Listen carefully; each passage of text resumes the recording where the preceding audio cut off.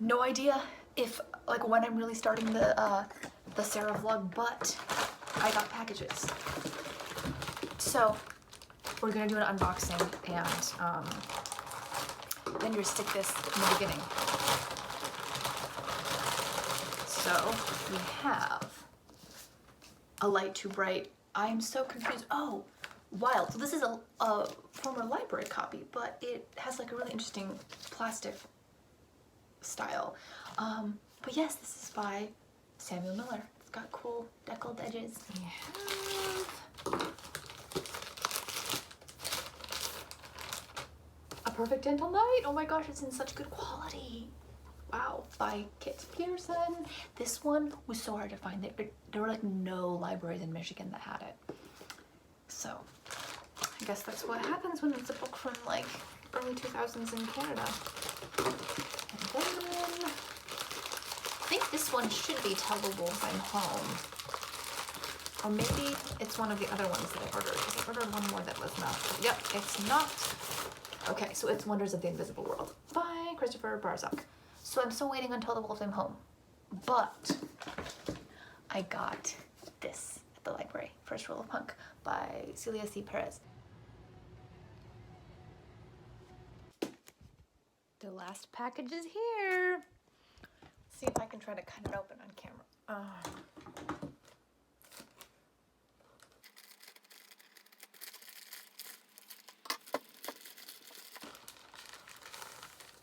Ta-da! Oh, it's so big. Oh, it's such a beautiful dust jacket. Wow. I'm really glad I got the hardcover. Tell the Wolves I'm Home by Carol Rivka Brunt. Oops. Oh, this is so funny. It's upside down. Let's see.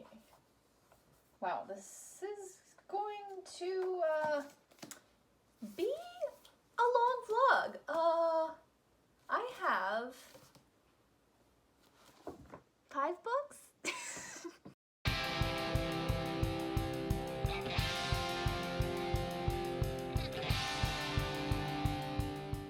Hello!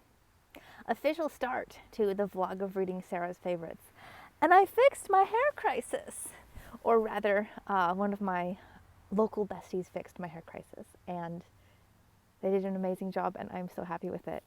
It's already grown out some. I'm just on a train of doing this because I know my last vlogs were reading Indy's favorites, so you'll know how this goes. I just finished The Wild Kindness by Bet Williams, the book about mushrooms that Sage read recently, and I read it for my writing research, and that was really good. And so now I'm about to start listening to Feast Your Eyes by Mila Goldberg, I think is the author's name, which is a favorite of Sarah's that I have had marked on my Libby forever. I have read a lot of her favorites, you know, like You Should See Me in a Crown, Little Weirds, Bruised, and adored them. Bruised is also especially one of my favorites. So I picked a couple of more obscure ones that they read before I knew them. Yeah, I'm just gonna listen to Feast Your Eyes and take a little rest here in the sun. It's October 1st and I cannot believe how warm it is still. I'm not even an hour into Feast Your Eyes and I'm obsessed with it.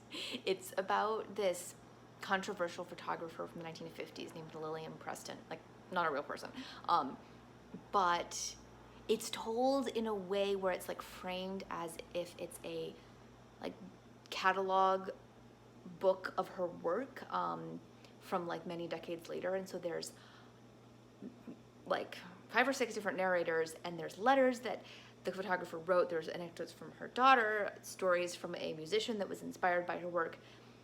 And so it's like there's this multimedia format uncovering history. It reminds me very much of the vibe of the audiobooks for Taylor Jenkins Reid's books, which for me went by really quickly and were like super hooked me in, and I could focus on them really well, and I was like really immersed. And so far that's definitely what I'm feeling from Feast Your Eyes. So yeah, I'm really excited. I'm making sushi right now and butternut squash soup, so I'll have to show those when I'm done. Also tonight is Sarah's Stitch and Bitch party, the second one, which is very appropriate. And then also, I'm getting so hot over here. Why did I put long sleeves on? in the vein of what I was saying in Indy's vlogs, I want to also like do the things that are like inspired by what the person does, or like listen, like how I was like listening to music that Indy liked. So perfect timing. I have to make a scarf, a bye scarf for one of my IRL besties, not the one who cut my hair, the other one, who is not local, but who used to be, and her birthday is in a few weeks, and so I'm going to try to knit this bye scarf during this vlog.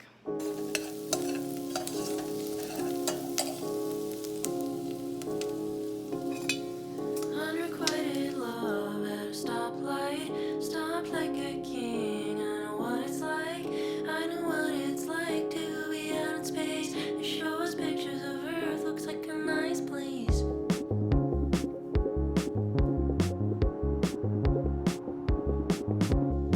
And I know what it's like to be desperate, to be alone and be banned from your nakedness. And at the same time, feel like a king in this palatial dome of forgiveness.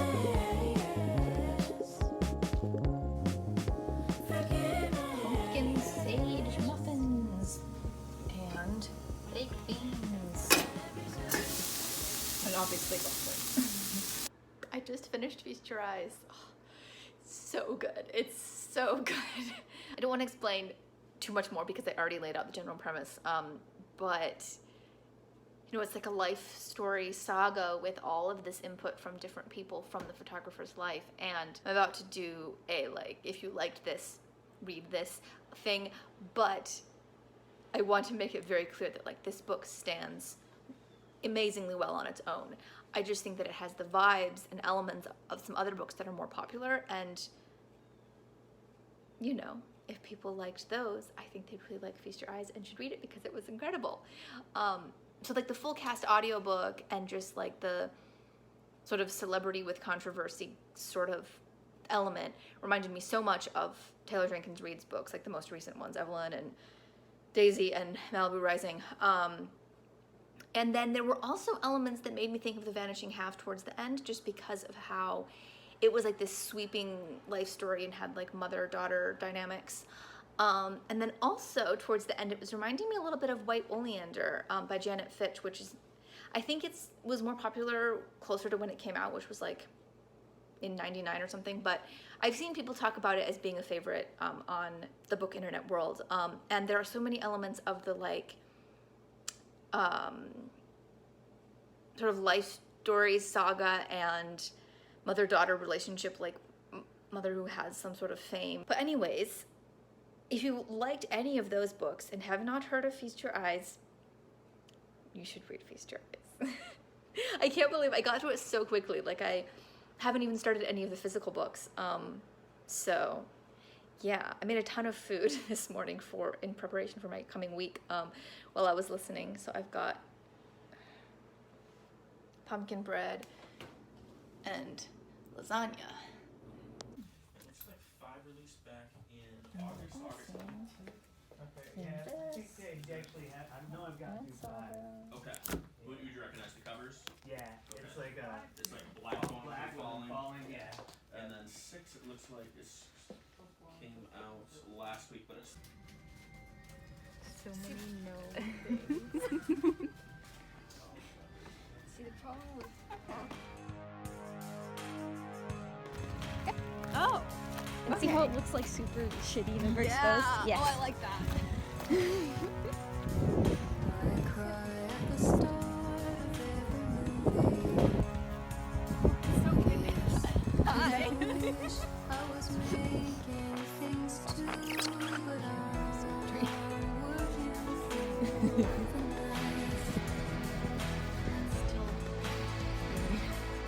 You can see my hand, but you can't see what's over there. Used to think I shaking. would tell stories, but nobody cared for the stories I had about no good guys. I always knew the world moves on. I just didn't know it would go without me. Yeah. I started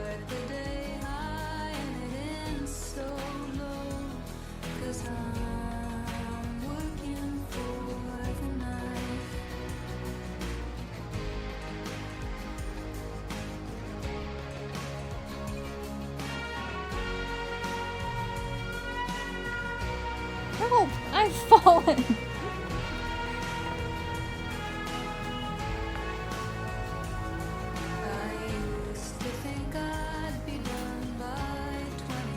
Straight not having a good time. Where's the up? Good time, bro.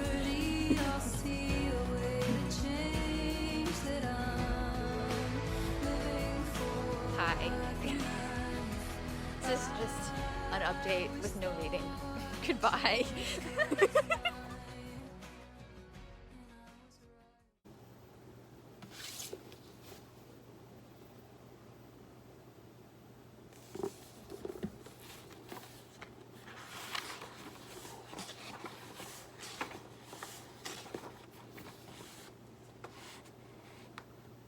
Update from an autumnal walk. So I started A Perfect Gentle Night at work today, and it is so charming. It's following 5 siblings in a ramshackle mansion in the 1950s whose mother passed away a couple years ago, and their dad is a very busy professor, and so they kind of run wild and have this imaginary world that consumes them of being the Knights of the Round Table. And there are elements of that that make me think a bit of Strange Creatures, which is sweet. So I'm really enjoying it so far. It's a really smooth, fast read because it's kind of like middle grade feeling. I'm so tired. I've been so busy. So I'm hoping when I get back inside I can just read in bed and just not stress out about anything. Update before I leave work. This book is so cute.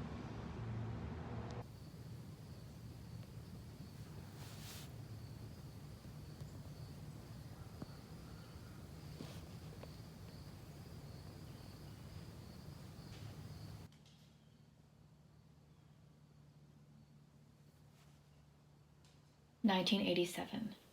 There's only one person who has ever truly understood 14-year-old June Elbis, and that's her uncle, the renowned painter Finn Weiss. Shy at school and distant from her older sister, June can be herself only in Finn's company. He is her godfather, confidant, and best friend. So when he dies, far too young, of a mysterious illness her mother can barely speak about, June's world is turned upside down. But Finn's death brings a surprise acquaintance into June's life, someone who will help her heal and to question what she thinks she knows about Finn, her family, and even her own heart. At Finn's funeral, June notices a strange man lingering just beyond the crowd. A few days later, she receives a package in the mail. Inside is a beautiful teapot she recognizes from Finn's apartment, and a note from Toby, the stranger, asking for an opportunity to meet. As the two begin to spend time together, June realizes she's not the only one who misses Finn, and if she can bring herself to trust this unexpected friend, he just might be the one she needs the most. Hello, I haven't updated it in a long time. I think I'm almost halfway through Tell the Wolf I'm Home, and I'm really liking it.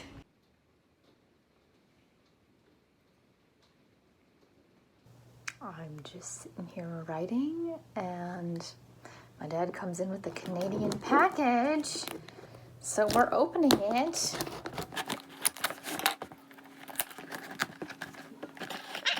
It's so thoroughly taped.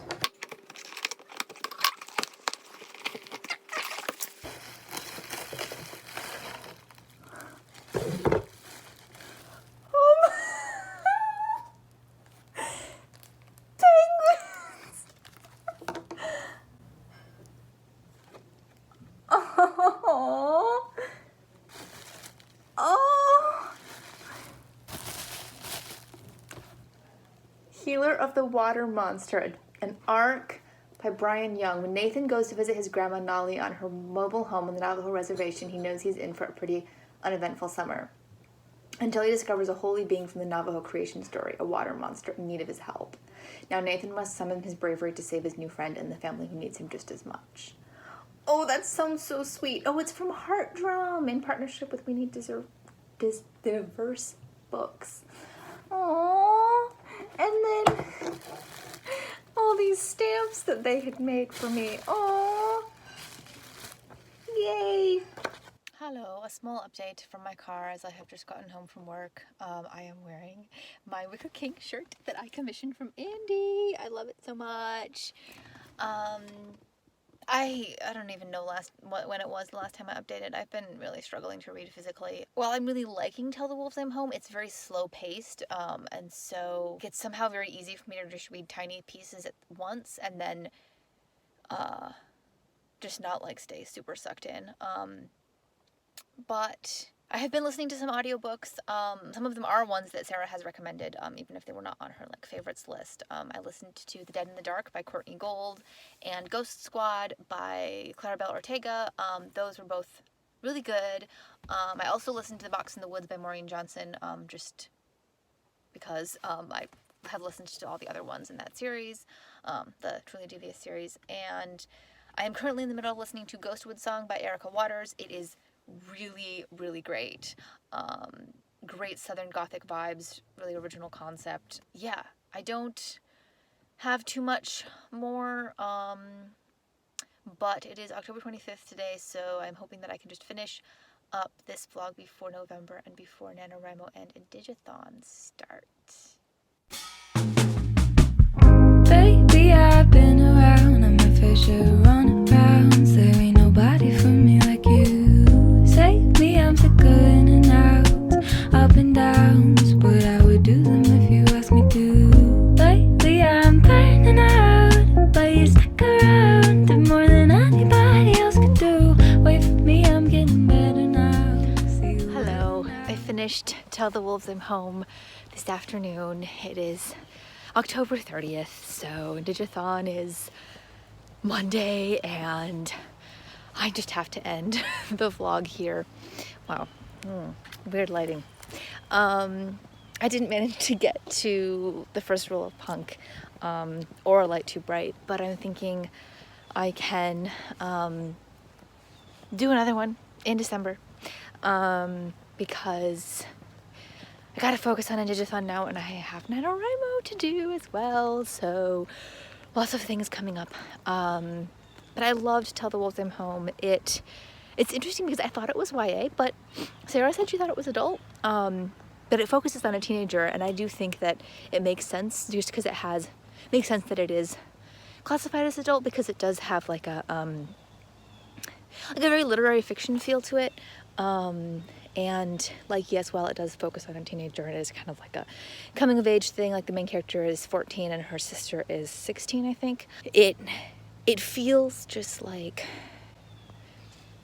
more mature and like deals with some things that I think that some teens might interpret in an interesting way. So I don't know. I don't want to give too many spoilers, but it's a really, really thoughtful, introspective story. And while at times it did feel kind of slow to me, just because I kept being like not that motivated to go back into it, I think that was also because I have been so swamped with just work stuff and magazine stuff, and so yeah, there's people. Let me pause this for a second. I think I'm in the exact same spot on this road that I was a couple weeks ago when I was updating about Perfect Gentle Night, which reminds me, I never actually wrapped up that either. So yeah, that was such a delight. It really felt like a middle grade 1950s version of Strange Creatures. And it was also really interesting because in Tell the Wolves I'm Home, June, the main character, is also really interested in medieval times and like an imaginative, like imagining that she is in the medieval times, just like the siblings in Perfect Gentle Night. So that was cool. Both like super family dynamic, sibling dynamic focused, which was really interesting as well. And yeah, more people. Okay. So yeah, I'm so glad that I read all three of those. That was just three, right? I think. Feast Your Eyes, Perfect Gentle Night, and Tell the Wolves I'm Home. Yeah. I already knew, of course, that Sarah and I have really similar reading tastes. So I knew that I would enjoy them. I mean, yeah, they just are so special to me as like the first person that I really connected with on book internet, and felt this really like magical connection over 29 hours driving distance away. I don't remember what the mileage is, but yeah, you know, it's every day I'm just like, wow, I can't believe how much these people that I just somehow everything fell into place, that so many of us just connected from so many different places around the world, and it's just really cool. And yeah, I feel like there was something else I was gonna say in the wrap up. Oh yeah, so I finished Ghostwood Song, and that was incredible. Please read this book. Like, wow. I think I've only seen Bear and Wheezy talk about it, from H.U. Brody and Wheezy's books on Twitter, and and Southern Gal Reads podcast is also where I think Wheezy has talked about that book. But it was amazing. It was so atmospheric, lush, Southern Gothic, small town dynamics, grief, guilt, queerness, the concept of being able to raise ghosts with a fiddle. Like, wow, it was so good. The audiobook was so good. If you liked, gosh, well, Dead in the Dark, which is one I read in this vlog too, Sawkill Girls, Horrid, what else? You know, just the like sort of gothic-y teen girls, atmospheric, like horror as connected to like mental health, grief, major vibes, all of that stuff. Just yeah. And I also started Another Name for the Devil by Mason Deaver, which is their like sort of audio only thing that got released on Audible, which is meh, but I had my account activated because I was trying to listen to a couple of things that were like only available on there, and so wow, that's fucking gorgeous. I started it and it's really good. It's really interesting. Knowing that it was only written for audio, and it's my first Mason Deaver, which is interesting too, because, you know, their books are definitely like the kinds of things that I would read, but I just haven't gotten around to The Ghost We Keep, even though it sounds really good. I think my last clip got chopped off at the end. I'm